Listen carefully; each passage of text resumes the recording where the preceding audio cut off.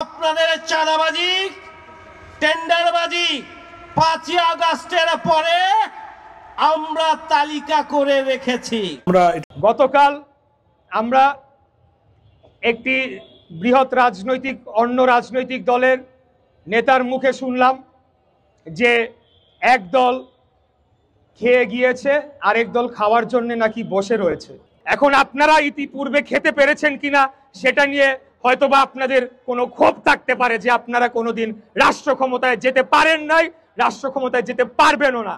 দখলদারি ছিল, ফুটপাত থেকে শুরু করে সব কিছু দখলে চলে গেছিল। এখন তো আর দখলদার নাই, এখনো আছে। এই চাঁদাবাজি দখলদারি মুক্ত বাংলাদেশ আমরা করতে চাই।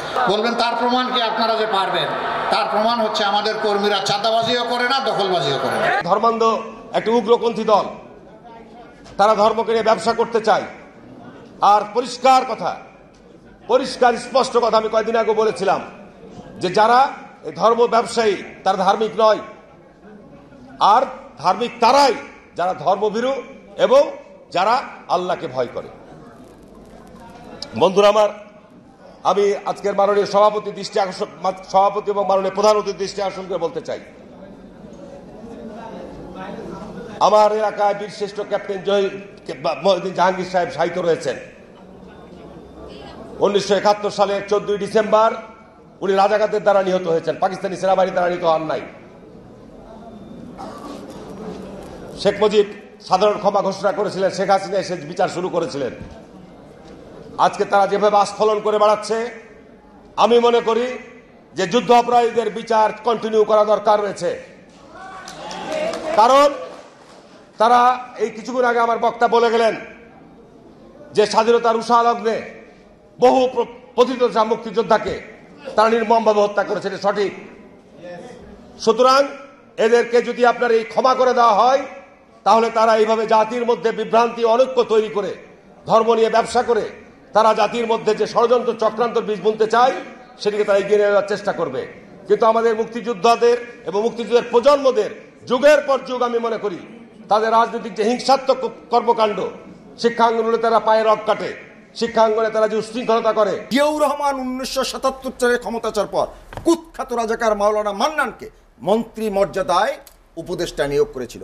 কুখ্যাত রাজাকার শাহ আজিজকে বাংলাদেশের প্রধানমন্ত্রী করেছিল।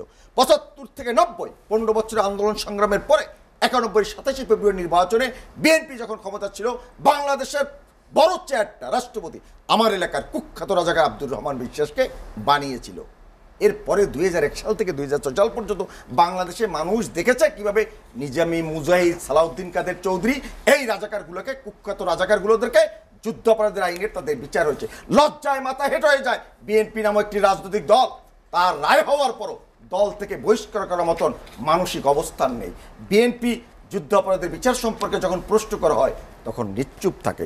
এদের সাথে যখন আপনি তর্ক করবেন, যুদ্ধ করবেন, ডিবেট করবেন, এই ডিবেটের জায়গা থাকে না, কারণ মহান মুক্তিযুদ্ধকে ধারণ করে না হৃদয়ে। কথিত যুদ্ধাপরাধের বিচারে সরকার সবসময় একটা বিশেষ সুবিধাজনক জায়গায় ছিল। কি সেই সুবিধাটা? সেই সুবিধাটা হলো এই বিচারের রায়ের আগেই জনগণ তার একটা বড় অংশ মনে করেছিল জামাত অপরাধী। আর এই সুবিধা কাজে লাগিয়ে পাবলিকের রাজনৈতিক অবস্থানের উপরে ভর করে সরকার বা আদালত বেআইনি কাজ করে আওয়ামী লীগকে রাজনৈতিক সুবিধা দিয়ে দিয়েছে। আসুন দেখি প্রথমে কেন জামাতকে নির্মূল করা আওয়ামী লীগের জন্য রাজনৈতিকভাবে জরুরি। 71-এর ভূমিকার জন্য? অবশ্যই না।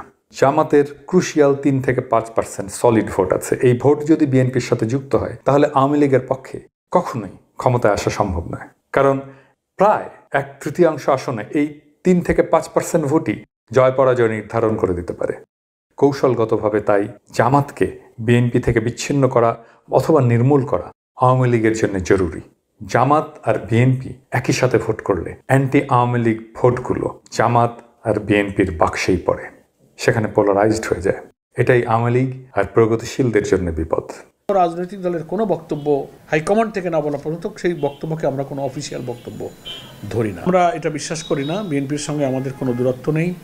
একটা রাজনৈতিক দল হিসেবে আরেকটা দলের সঙ্গে যে সৌহার্দ্যপূর্ণ সম্পর্ক, যে সৌজন্যতা, সে সম্পর্ক আমাদের বিএনপি সহ সকল রাজনৈতিক দলের সঙ্গে আমাদের আছে। এমনকি ফ্যাসিবাদ বিরোধী আন্দোলনে যারা আমরা রাজপথে আন্দোলন করেছি, জীবন দিয়েছি, সংগ্রাম করেছি, জেল জুলুম অত্যাচার নির্যাতনে নির্যাতিত হয়েছি, সকল দলের মধ্যে জুলাই অভ্যুত্থানের যে চেতনা, যারা এই চেতনা ধারণ করে একটা জাতীয় ঐক্যের মধ্য দিয়ে পথ চলছে এবং নির্বাচনের মধ্য দিয়ে আমরা ফ্যাসিবাদকে রাজনৈতিকভাবে এখানে আমরা পরাজিত করে বিদায় করতে চাই, সেই জাতীয় ঐক্যের সেন্টিমেন্ট সকল রাজনৈতিক দল যদি লালন করে তাহলে দলগুলোর মধ্যে আর দূরত্ব হতে পারে না। হ্যাঁ, দল যেহেতু ভিন্ন ভিন্ন আছে, তাদের মতও ভিন্ন থাকবে, তারা তাদের নিজস্ব জায়গা থেকে দলীয় প্রয়োজনে, দলীয় লাভ ক্ষতির বিবেচনায় অনেক বক্তব্য দেবেন।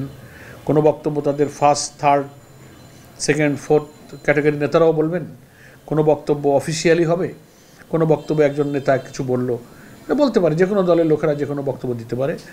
আমরা কোনো রাজনৈতিক দলের কোনো বক্তব্য অফিসিয়ালি না বলা পর্যন্ত, হাইকমান্ড থেকে না বলা পর্যন্ত সেই বক্তব্যকে আমরা কোনো অফিসিয়াল বক্তব্য ধরি না।